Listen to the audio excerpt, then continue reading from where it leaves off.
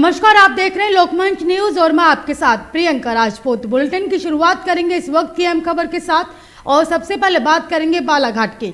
अमूमन देखने को सुनने में आता है कि सार्वजनिक क्षेत्र में काम करने वाले आईएएस और आईपीएस या राज्य प्रशासनिक सेवा के अधिकारी और टीआई आदि का ट्रांसफर होने पर लोग इसका विरोध करते हैं, क्योंकि ये लोग अपनी बेदाग ईमानदार छवि और कर्तव्य के प्रति सजगता से काम करते हुए आम जनों के दिल में सम्मानजनक स्थान बना चुके होते हैं, लेकिन अपने शायद ही कभी किसी आरोपी या आरोपियों के पक्ष में समर्थन दर्शाने वाले लोगों को सड़क पर उतरते देखा होगा। बालाघाट में 3 दिन पहले पुलिस ने ऐसे 11 आरोपियों की धरपकड़ की थी जो 1 से 6 महीने के बीच रुपया दुगुना करने का अवैध कारोबार चला रहे थे। पुलिस ने इनके पास से 10 करोड़ रुपए से अधिक की नकदी, 16 मोबाइल सेट और 3 वाहन भी जब्त किए थे। इनमें 3 आरोपियों को उसी दिन जमानत मिल चुकी थी, जबकि बाकी 8 को जेल भिजवा दिया गया। इन्हीं आरोपियों को जेल से छोड़ने की मांग को लेकर लौंजी और किरनापुर क्षेत्र से सैकड़ों की संख्या में लोग इन आरोपियों का नाम लेकर जिंदाबाद और पुलिस प्रशासन मुर्दाबाद के नारे लगाते दिखे। आज किरनापुर और लांजी क्षेत्र से बड़ी संख्या में बाइक के माध्यम से लोग आए और शहर में इन्होंने प्रदर्शन किया। आरोपियों के फेवर में उन्हें जेल से रिहा करने की मांग की।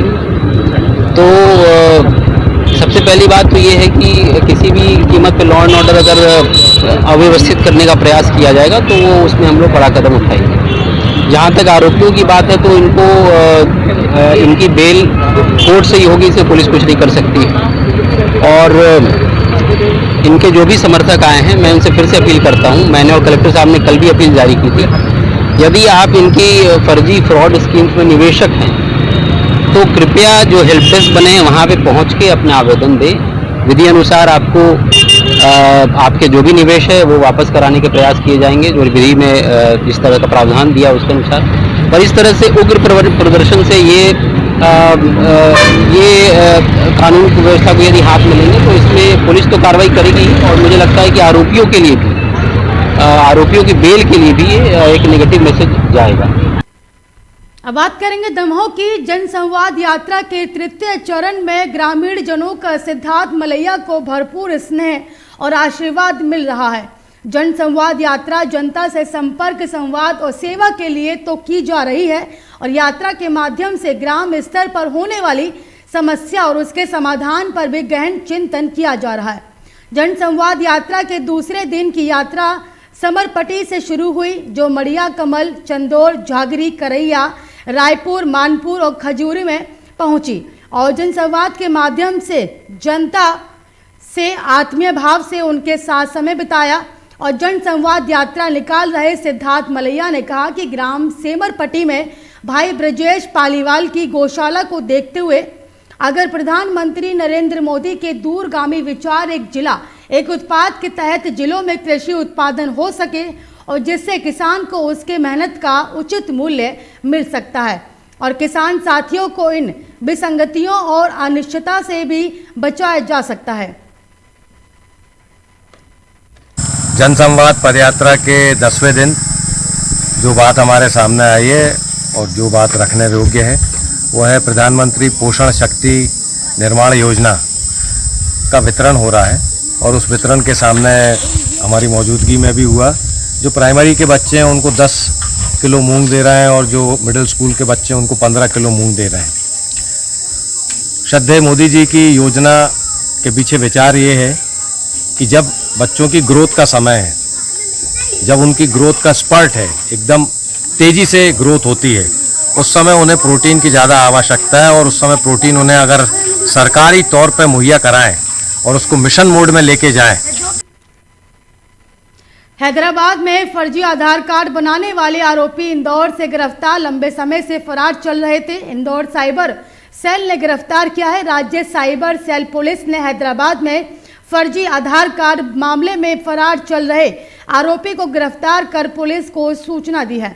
जहां ट्रांजिट रिमांड के बाद हैदराबाद पुलिस आरोपी को लेकर रवाना हुई। गिरोह फर्जी आधार कार्ड बनाने का काम करता था। गिरोह के 8 सदस्य पहले भी हैदराबाद पुलिस की गिरफ्त में हैं। हमें हैदराबाद पुलिस से सूचना प्राप्त हुई थी कि एक ऐसा गिरोह है जो कि असम के आईडी से हैदराबाद में लोगों के आधार कार्ड बना रहा है और उसमें बड़ी संख्या में, जैसा कि संख्या हैदराबाद पुलिस द्वारा बताई गई, लगभग 7,000 जो है वो फर्जी आधार कार्ड हैदराबाद में बनाए गए, जिसमें कि फर्जी जन्म प्रमाण पत्र भी बनाए गए, उसकी सील वगैरह भी बनाई गई थी CMHO आदि की। तो वो गिरोह जो है उसके 8 सदस्यों को हैदराबाद पुलिस ने गिरफ्तार किया था।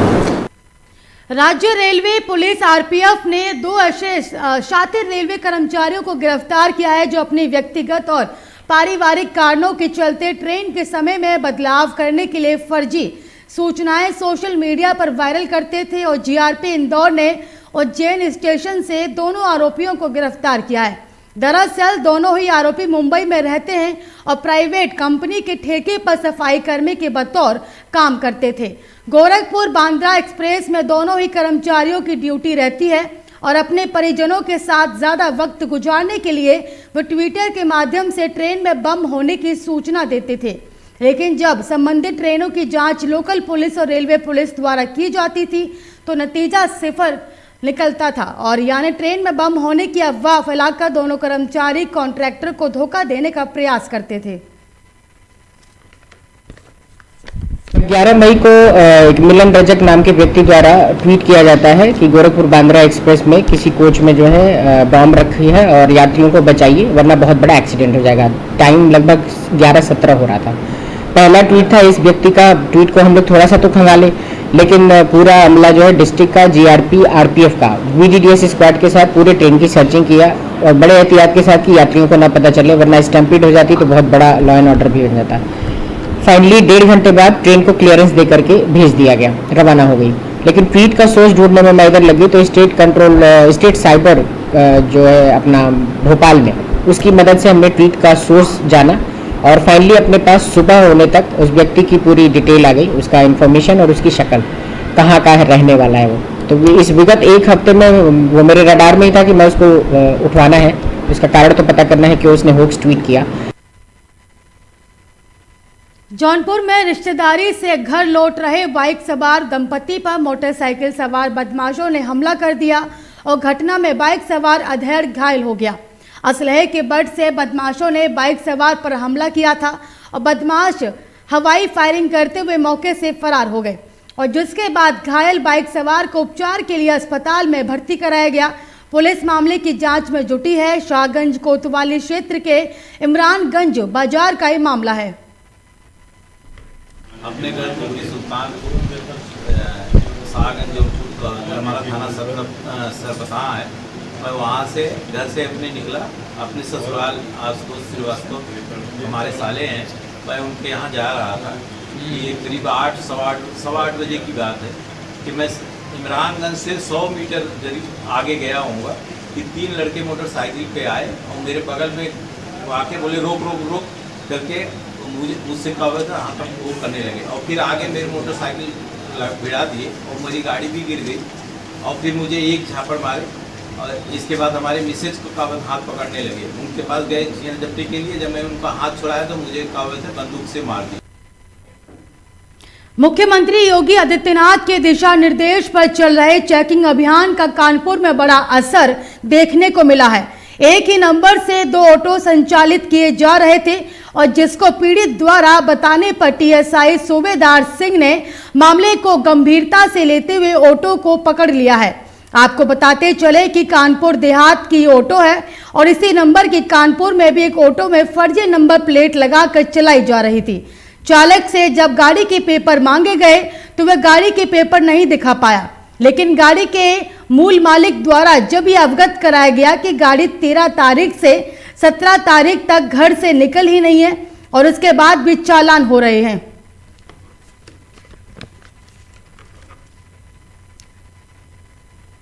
इसी के साथ मुझे दीजिए इजाजत और देखते रहिए लोकमंच न्यूज।